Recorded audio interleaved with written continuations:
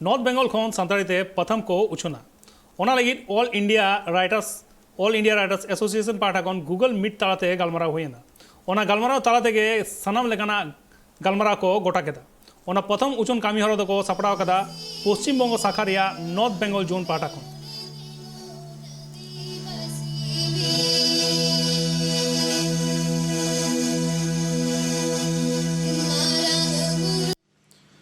All India Santali writers association north Bengal zone पाठा खन सानाम कोगे सगुन जोहार तिहिन मेंदो 18 मार्च 2023 ᱧᱩᱦᱩᱢ बेड़ा भार्चुअल तलाते जोनाल कमुटे मिट जरूर गालमाराव हुई सतना जहां गालमाराव तलाते गुपी गोटा होएना नॉर्थ बेंगल खन हो सान्ताली सावहेद सकाम उछन सदर रिया नोआ दो अडी सरी कथा पर्सी दो आबो अर्सी कना आर ओना पर्सी जियर दो होय लगी रॉड को ऑल को पुथी पाथाम तालाते साब दो होय रिया जरूर मेना नोंकान उहिर खन गी 2021 साल खन मिटेन पाथाम जहां दो हेमाल आड़ान ᱧᱩᱛᱩᱢᱛᱮ ᱩᱪᱷᱟᱹᱱᱚᱜ ᱠᱟᱱᱟ ᱥᱮᱨᱢᱟᱨᱮ ᱵᱟᱨ ᱫᱷᱟᱣ ᱢᱮᱱᱫᱚ ᱛᱩᱨᱩᱭ ᱪᱟᱸᱫᱳᱠᱤᱭᱟᱹ ᱥᱟᱱᱛᱟᱲᱤ ᱥᱟᱶᱦᱮᱫ ᱥᱟᱠᱟᱢ ᱱᱚᱣᱟ ᱥᱟᱶ ᱥᱟᱶᱛᱮ ᱟᱨᱦᱚᱸ ᱱᱟᱣᱟᱛᱮ ᱟᱨ ᱢᱤᱫᱴᱟᱝ ᱥᱟᱶᱦᱮᱫ ᱥᱟᱠᱟᱢ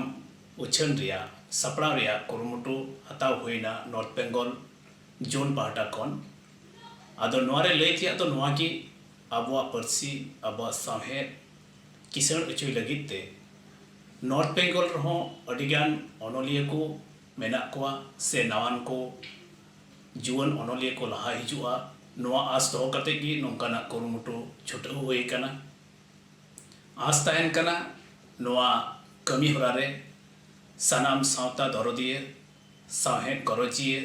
पर्सी गरजिए जहां मेना कोना जतो हड़ा गणगपड़ोते नोआ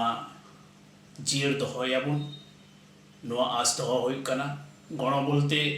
नोडे कौडी गण नोडे ऑल तोल गण से नोआ मैगजीन से पाथाम को पासनाव नोआ हो गण नोआ को गण तालाते आबुआ विशेष कायते नॉर्थ बेंगल रे जहां कल्चर रोड अड़ांग नोआ को हो आबु नोआ साहेद सकाम तालाते धरती जकात रेबन पासना दड़िया नोआ कुरुमुटु छुटो हुई कना नोआ रे सनाम को गण आस ताहेन कना नेहर तहन कना मा सानाम कोगी आर मिद धाव जोहार।